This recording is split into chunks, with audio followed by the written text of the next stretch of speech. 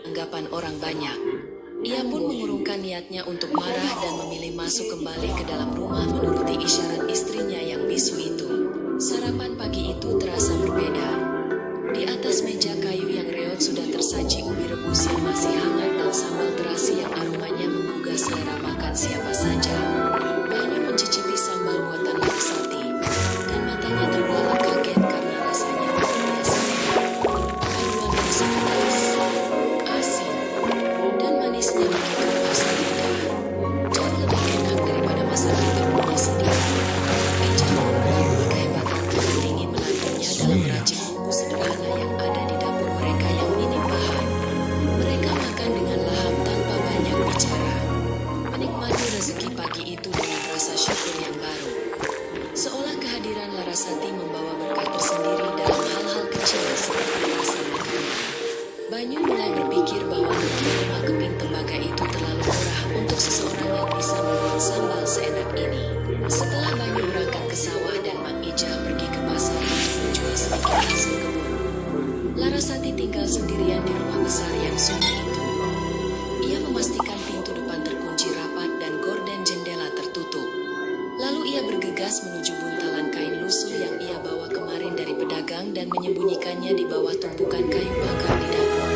Dengan hati-hati ia membuka sedikit ikatan buntalan itu, memperlihatkan kilauan benang emas dan perak yang tersembunyi di dalamnya. Benda yang sangat tidak pantas dimiliki oleh gadis seharga 5 keping tembaga. Ia mengelus benang-benang itu dengan tatapan rindu yang mendalam. Air mata menetes satu persatu, membasahi pipinya yang tuntas dari debu. Rupanya ada masa lalu yang berat yang memaksanya untuk menyamar menjadi gadis bodoh dan bisu di desa asing ini demi menyelamatkan nyawanya sendiri. Siang harinya, Larasati tidak berdiam diri. Ia melihat atap rumbia di bagian dapur yang bocor dan menyebabkannya becek jika hujan turun. Tanpa menunggu bantuan laki-laki, ia memanjat bangku kayu dan mencoba menambal kebocoran itu dengan anyaman daun pohon kering yang ia tempatkan. Tangannya yang teramat sebuah teknik yang dikenal oleh penduduk desa Karangbunga. Ia bekerja dengan cepat dan efisien. Seolah tubuhnya sudah terlatih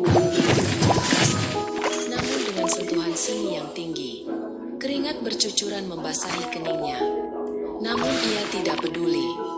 Tekadnya kuat untuk membuktikan baktinya kepada keluarga yang telah membelinya dan memberinya tempat berteduh. Sore harinya, ketika Mak Ijah pulang dari pasar dengan wajah lelah, ia terkejut melihat dapur yang sudah rapi dan atap yang tidak lagi berlubang.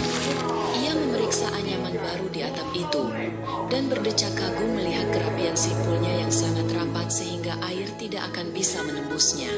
Mak Ijah memanggil Larasati dan mengucapkan terima kasih sambil mengelus kepala menantunya itu dengan penuh kasih sayang. Sebuah sentuhan tulus yang membuat Larasati merasa hangat di dadanya. Tetangga sebelah rumah yang kebetulan mengintip dari balik pagar bambu melihat kejadian itu dengan sinis. Berpikir bahwa Larasati hanya seorang calon desa yang bertua. Namun bagi Mak Ijah, ini adalah buktinya bahwa Larasati bukanlah beban, melainkan penolong yang dikirim Tuhan di saat yang tepat. Malam itu, hujan turun petir menyambar-nyambar menerangi langit gelap dengan kilatan cahaya yang menerangi gelap. Lalu Mak Ijah bisa tidur dengan nyenyak karena atap rumah mereka sudah diperbaiki oleh Larasati, sehingga tidak ada lagi air yang menetes membasahi. Larasati sendiri masih terjaga di sudut ruangan suara hujan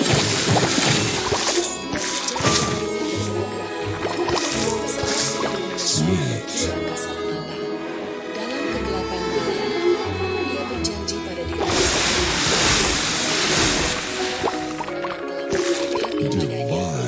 meskipun ia harus terus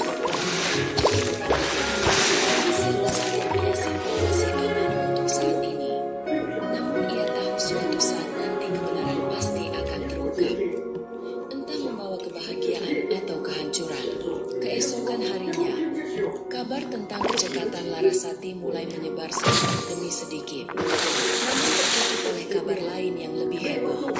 Seorang kerabat jauh, Mak Ijah yang terkenal kaya dan sombong, Bibi Surti, dikabarkan akan datang berkunjung ke desa untuk meninjau sawah-sawahnya.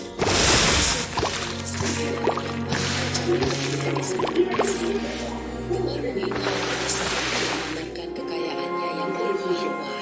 Bayu merasa cemas mendengar kabar ini. Ia takut Bibi Surti akan menghina Larasati habis-habisan dan membuat ibunya sedih. Kabar mendung sebelah menggantung di atas rumah Mak Ijah. Bukan karena hujan, melainkan karena bayang-bayang kedatangan tamu yang tidak diinginkan yang bisa merusak ketenangan. Salah satu yang menunjukkan di wajah suami dan ibu mencoba menenangkan mereka dengan mengumpulkan Sugar Crush.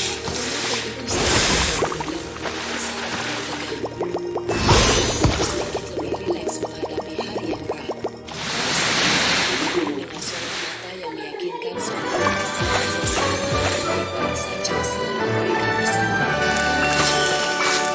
Ikatan batin antara suami istri yang baru menikah ini mulai terjalin perlahan. Namun pasti, dibangun di atas rasa saling percaya dan menghargai batasan.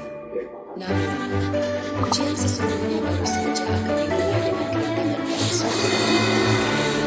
Depan pintu rumah mereka, pintu depan rumah tiba-tiba diketuk dengan keras dan tidak sabaran.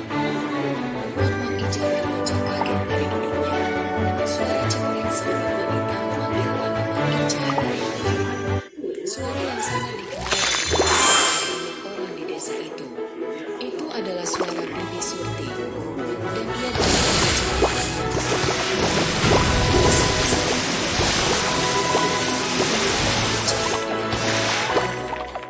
siap menghadapi badai yang akan menerjang. Bayu mengepalkan tangannya kuat-kuat, bertekad melindungi istrinya, apapun yang terjadi. Menampilkan sosok wanita gemuk dengan perhiasan emas.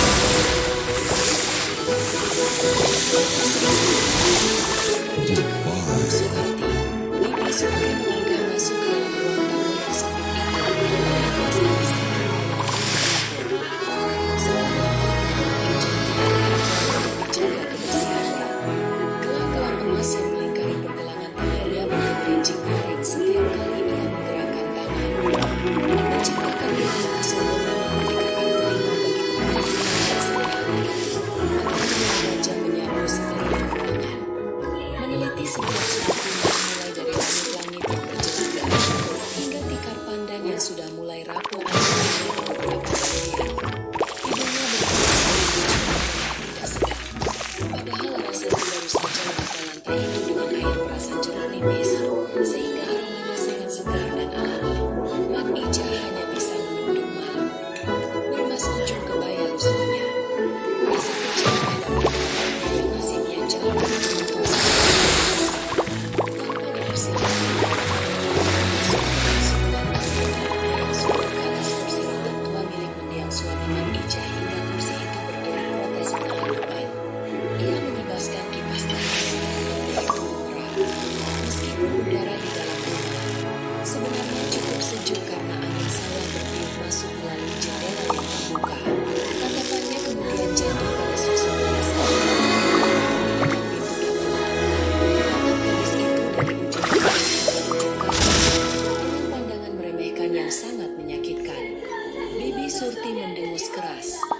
Sebuah suara penghinaan yang tidak perlu diterjemahkan lagi maknanya, membuat suasana di ruangan itu menjadi tegang dan mencekam bagi siapa saja yang merasakannya. Yang berdiri di samping ibunya merasakan darahnya mendesir naik ke kepala.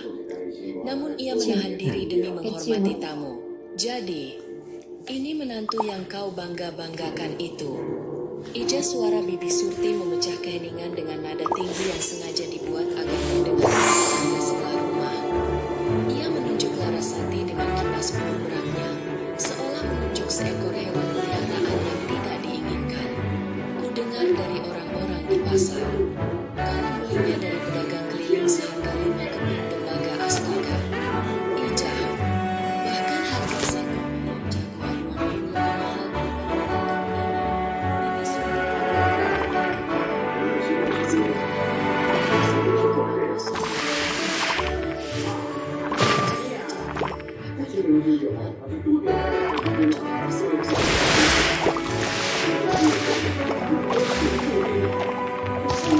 Divine.